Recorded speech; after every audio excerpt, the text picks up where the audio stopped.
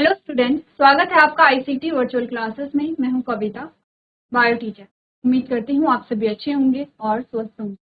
तो class continue करेंगे अपना चैप्टर, और चैप्टर में हम बात कर रहे हैं सेल स्ट्रक्चर और सेल फंक्शन के बारे में।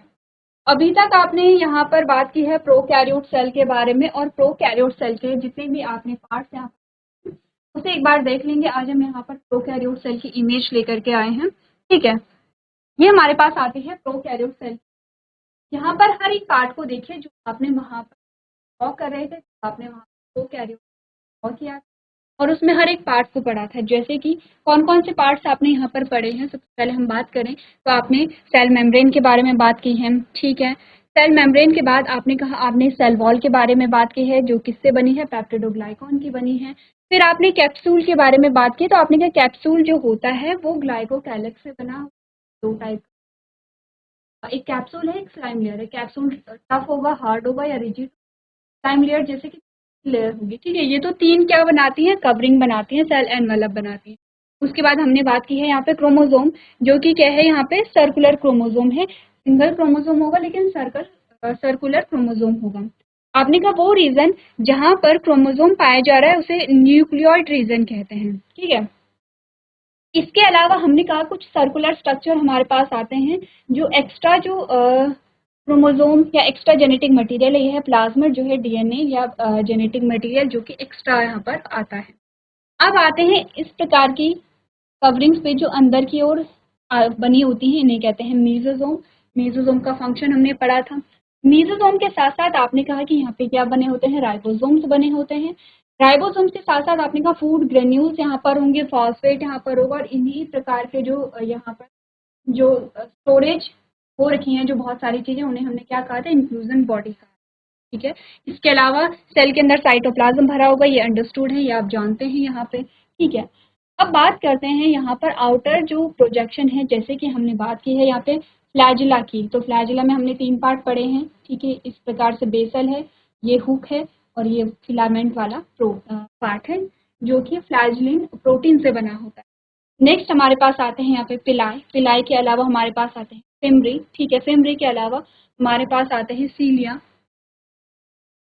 सीलिया यहाँ पर आपको दिखाई नहीं, यहाँ पे और छोटे छोटे प्रोजेक्शन क्या आएंगे, सीलिया आएंगे। तो ये हमारे पास प्रोकैरियोट सेल आते हैं। आपने बनाया बहुत सिंपल स्ट्रक्चर दिखाया गया है। यहाँ पर आपको एक पॉलीजोम स्ट्रक्चर नहीं दिखाया गया है जो हमने किया था।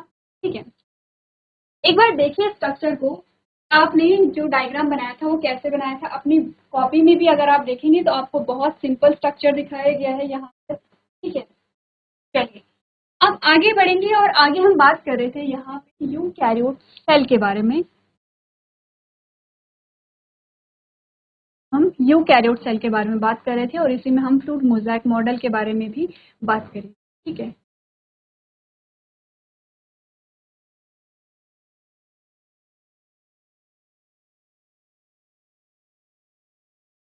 चलिए प्रीवियस लेक्चर में आपने अभी तक क्या डिस्कस किया है। हमने कहा जब भी यहाँ पर यूकैरियोट सेल के बारे में बात हुई, एग्जाम्पल लिया गया है, जैसे मोस्टली अगर हमने कहा जब उसे स्टडी किया गया तो देखा गया कि जो प्लाज्मा मेम्ब्रेन है, सबसे पहले हम क्या बात करें, हम यूकैरियोटिक सेल के बारे में बात कर रहे हैं।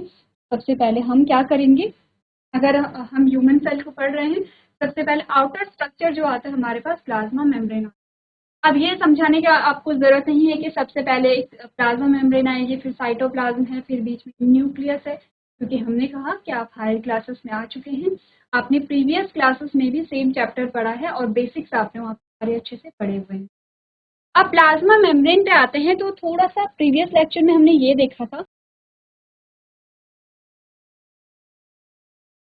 चलिए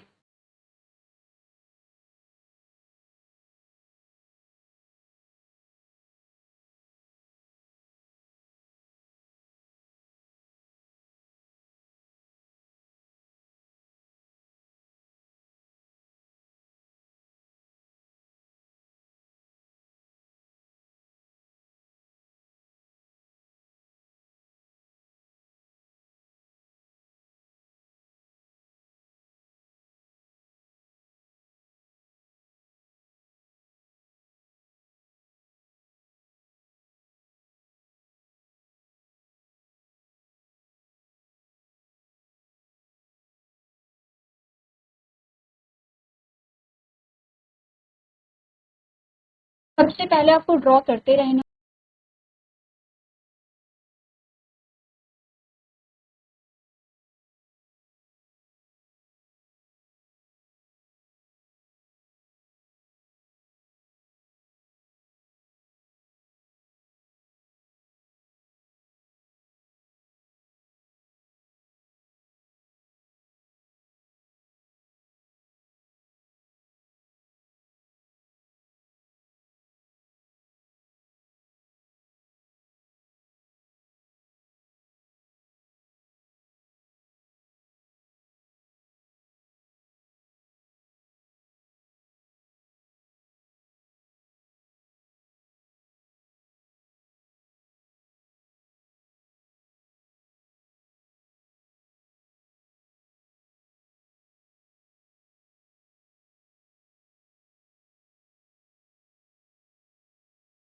अब आपको समझ आ रहा होगा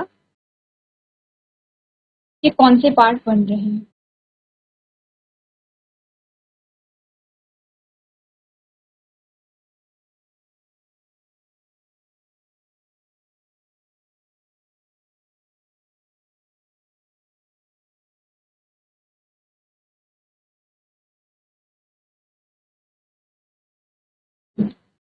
साथ साथ में आप लोग ड्रॉ करते रहेंगे। आपकी बुक में भी डायग्राम दिया गया है, आप लोग उसे भी देखते रहेंगे।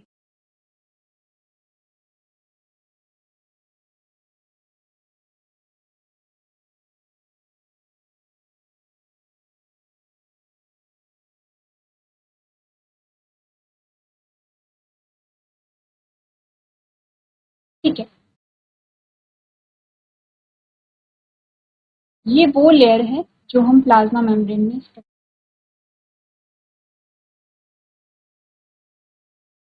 ये आपकी प्लाज्मा मेम्ब्रेन बनी हुई है। प्लाज्मा मेम्ब्रेन में कुछ स्ट्रक्चर हैं जो ये वाले स्ट्रक्चर आते हैं। ये आपकी प्रोटीन है यहाँ पे प्लाज्मा मेम्ब्रेन में। अब आप समझ रहे हैं कि ये जो हमारी प्लाज्मा मेम्ब्रेन है उसमें क्या क्या चीजें होती हैं। फॉस्फेट होता है, लिपिड होता है और प्रोटीन होता है। प्रोटीन के साथ साथ आपने कहा कार्बोहाइड्रेट भी होता है।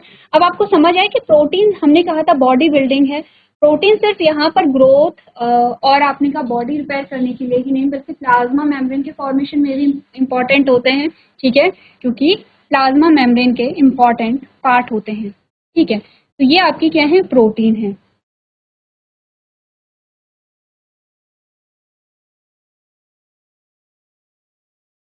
ये आपकी प्रोटीन है, ये भी आपकी प्रोटीन है। ठीक है, अलग अलग प्रोटीन्स हैं, इनके नाम अलग अलग हैं। अभी हम लेबलिंग करेंगे तो आपको समझ में आएंगी चीजें।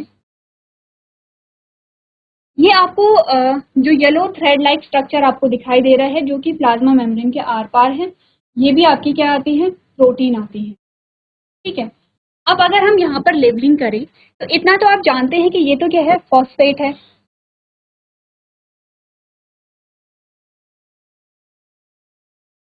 ये फॉस्फेट है और ये आप जानते हैं कि ये क्या है, फैटी एसिड है। फैटी एसिड है। इतनी बात हमें पता है। हमने कहा ये क्या है, यहाँ पे प्रोटीन है और कौन सी है, इंटीग्रल प्रोटीन। इसका नाम क्या है, इंटीग्रल प्रोटीन है। और इस वाली प्रोटीन का नाम है पेरिफेरल प्रोटीन। ठीक है, यहाँ पे ये जो आपको छोटे छोटे स्ट्रक्चर दिखाई दे रहे हैं ये हैं कोलेस्ट्रॉल। आप सोचिए, कोलेस्ट्रॉल से कोई भी चीज हम एक लिमिटेड वे में क्या होती है, हमारे लिए बेनिफिशियल होती है। ठीक है, एक बैलेंस क्वांटिटी जब रहती है। कोलेस्ट्रॉल का आगे हम फंक्शन देखेंगे। सबसे पहले आपको डायग्राम बनाना है एज इट इज, जो जल्दी से नोट कर।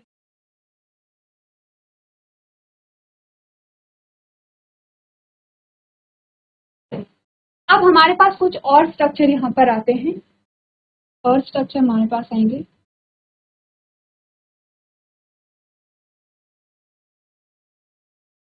हमने कहा था कि यहाँ पर सिर्फ और सिर्फ प्रोटीन, लिपिड और फॉस्फेट नहीं बल्कि कार्बोहाइड्रेट भी होते हैं। तो अब ये आपके पास कार्बोहाइड्रेट आ गए हैं। मैं ये हेडिंग हटा रही हूँ यूकैरियोट सेल, लेबलिंग करने के लिए थोड़ा स्पेस। अब ध्यान ये देना है, एक जो कार्बोहाइड्रेट लगा हुआ है प्रोटीन पे लगा हुआ, एक तो ये तो प्रोटीन है, ये और ये दोनों एक ही प्रोटीन है। इसे क्या किया है हमने कहा, इस प्रोटीन पे जब कार्बोहाइड्रेट लगा रहता है तो इन दोनों का जो नाम मिला करके क्या आता है, ग्लाइको प्रोटीन। ग्लाइको यानी कि कार्बोहाइड्रेट को दिखा रहा है और प्रोटीन, और ये क्या है यहाँ पे ग्लाइको, ये भी क्योंकि कार्बोहाइड्रेट है। ये ग्लाइको क्या है, लिपिड है, क्योंकि किसमें है, लिपिड में प्रेजेंट है। क्लियर हो गया है। ये आपके आती है प्लाज्मा मेम्ब्रेन का जो अब इंपॉर्टेंट चीजें क्या है, एसिड जो होता है, फैटी एसिड है जो लिपिड है, ये क्या होता है, कैसा हमने कहा कि ये लिक्विड है, फ्लूइड स्टेज में रहता है। ऐसे नहीं कि सब, ये स्ट्रक्चर ऐसा नहीं है कि फिक्स है, यहाँ पे ये फिक्स नहीं रहता है। कभी आपने देखा है कि जिगजैग मोशन जैसे होता रहता है, कुछ फ्लूइड होते हैं, या आपने जिगजैग मोशन देखा होगा, इसमें जिगजैग मोशन चलता रहता है। हमारी जो प्लाज्मा मेम्ब्रेन है वो स्टेबल नहीं रहती है। हमने कहा कि कवरिंग है और ये स्टेबल रहेगी, हमने कहा उतनी स्टेबल नहीं रहती, उसमें जिगजैग मोशन होता रहता है। जिगजैग मोशन क्यों होता है, क्योंकि ये फैटी एसिड है, ये कैसे हैं, यहाँ पे लिक्विड फॉर्म में है, और इनमें जो गति है वो चलती रहती है। गति कैसे, ये अपनी जगह से ऐसे जिगजैग मोशन में हिलते रहते हैं। ये क्या होंगे, अपनी ही पोजीशन में नहीं रहेंगे बल्कि हिलते रहेंगे कंटिन्यूसली। हमने कहा कि फैटी एसिड जो होगा उसमें फ्लूडिटी जो है, फ्लूडिटी आप समझते हैं, तरलता, जो तरलता, जो जितना ज्यादा तरल होगा उतनी ज्यादा जिगजैग मोशन आपको जितना कम तरल होगा उतना कम जिगजैग मोशन आपको दिखाई। अब ये आपने कहा फ्लूडिटी किस पे डिपेंड करती है, टेम्परेचर पे डिपेंड करती है, कि ज़्यादा टेम्परेचर है तो फ्लूडिटी ज़्यादा होगी, ठीक है, तरलता ज़्यादा होगी अगर ज़्यादा टेम्परेचर है। टेम्परेचर बहुत कम है तो आपने कहा कि यहाँ पर जो तरल है वो तरलता कम हो जाएगी। और अगर हम कोल्ड ब्लडेड एनिमल्स की बात करें तो वहाँ पर क्या होता है, उनकी जो प्लाज्मा मेम्ब्रेन है वो वहाँ पे जम जाएगी, प्लाज्मा मेम्ब्रेन जम जाएगी तो उनकी डेथ हो जाती है। अगर हम अपनी बात करें तो हम वार्म ब्लडेड हैं, लेकिन कोल्ड ब्लडेड की अगर हम बात करें, ठीक है।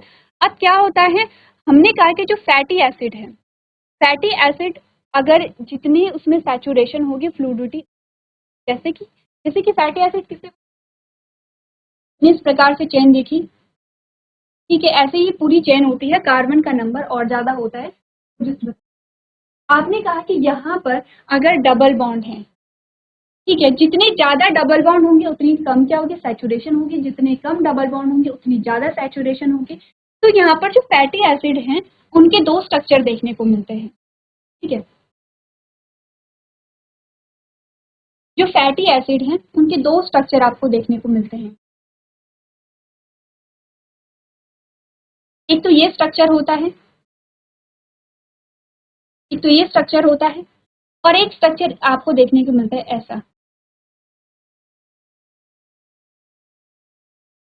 अगर फैटी एसिड सैचुरेटेड है तो इसकी जो यहाँ पे अपने का जो टेल या लेग्स आप कुछ भी कहिए, ये कैसे होंगे, स्ट्रेट होंगे, सीधे होंगे। अगर फैटी एसिड अनसैचुरेटेड है तो इसकी जो टेल है वो इस प्रकार से फैली हुई रहे। तो हमने कहा कि ये सैचुरेटेड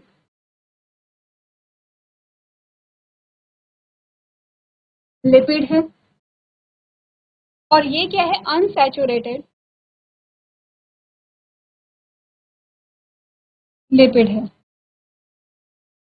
अच्छा, ये जो हमने डायग्राम बनाया है, ये जो यहाँ पर प्लाज्मा मेम्ब्रेन है वो डायग्राम तो हमारे पास आ गया था, लेकिन एक मॉडल की अगर हम बात करें, फ्लूइड मोज़ेक मॉडल की अगर हम बात करें, ये जो बात है फ्लूइडिटी की, ये जो तरलता की बात है, ये जो फ्लूइडिटी की बात है, ये कहाँ कही गई है, यहाँ पे फ्लूइड मोज़ेक मॉडल में कही गई है। कि उन्होंने क्या बोला है कि जो प्लाज्मा मेम्ब्रेन है वो मोज़ेक ऑफ प्रोटीन है। मोज़ेक का मतलब होता है कि छोटी छोटी चीज़ों से जो बना हुआ होता है, जैसे छोटे छोटे सेगमेंट से कोई चीज़ बनी है, जैसे आप कह सकते हैं कोलाज आप बनाते हैं, छोटे छोटे फोटो से आप क्या बनाते हैं, जैसे बहुत सारी आपने फोटो ले लिया और एक कोलाज आपने बना दिया। वैसे इन्होंने कहा कि जो प्लाज्मा मेम्ब्रेन है वो मोज़ेक ऑफ प्रोटीन है, ठीक है, इन फ्लूइड। यानी कि आपने कहा कि ये क्या है, यहाँ पे मोज़ेक ऑफ प्रोटीन है, बहुत सारी प्रोटीन का बना हुआ है, और किस में है, ये फ्लूइड में है। है। यानी कि फ्लूइड क्या होगा यहाँ पे, जो लिपिड है उसमें प्रेजेंट होती है। तो लिपिड में यानी कि फ्लूइड में प्रेजेंट मोज़ेक ऑफ प्रोटीन, यानी कि प्रोटीन के जो सेगमेंट होते हैं वो मिल करके क्या बनाएंगे, प्रोटीन का को बनाएंगे। ठीक है। उन्होंने कहा था कि यहाँ पे डिपेंड करता है कि जो लिपिड है वो कैसा है। सैचुरेटेड लिपिड है तो आपने कहा फ्लूइडिटी क्या है, कम होगी, तरलता कम होगी। अनसैचुरेटेड लिपिड है तो जो फ्लूइडिटी है वो ज़्यादा होगी। ये साइन आता है इंक्रीज या ज़्यादा।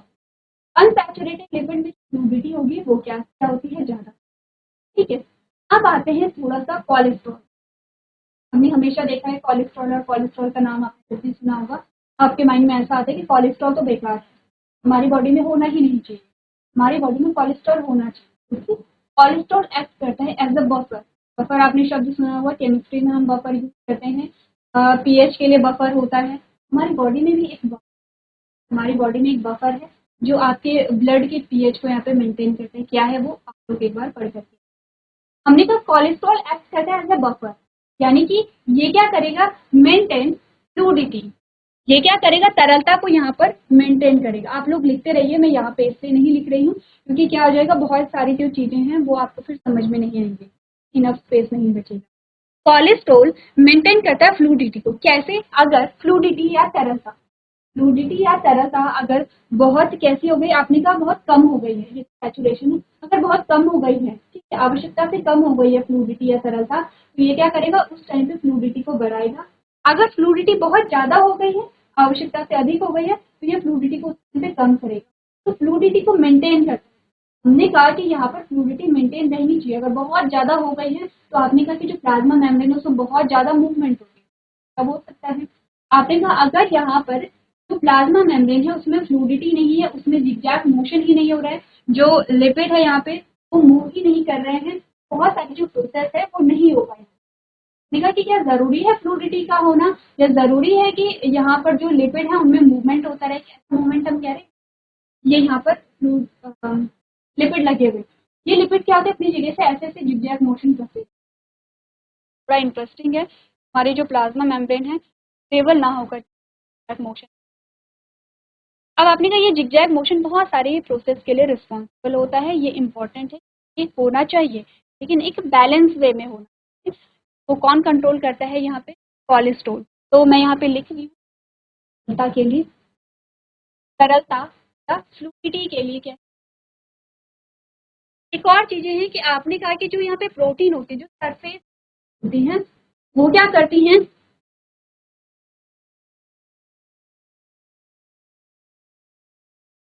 सरफेस प्रोटीन, ये जो प्रोटीन है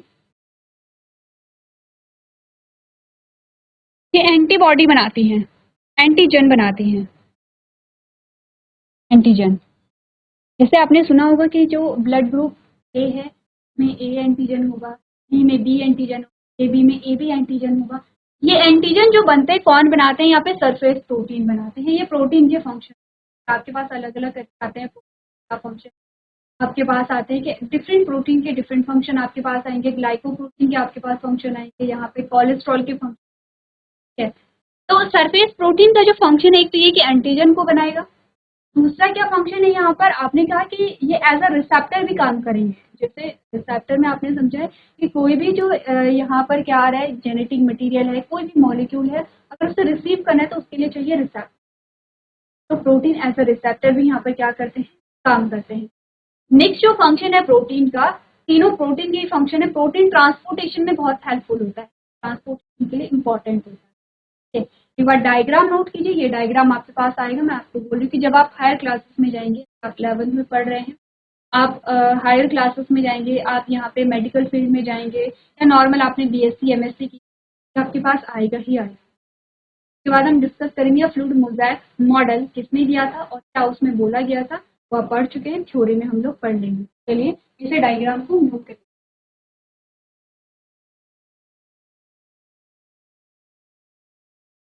चलिए नेक्स्ट हमारे पास आता है फ्लूइड मोज़ेक मॉडल, जो आपको यहाँ पे पढ़ना है, जिसे सिंगर है निकोलसन ने। ठीक है, क्या बोला गया है फ्लूइड मोज़ेक मॉडल में, एक बार पढ़ लेते हैं।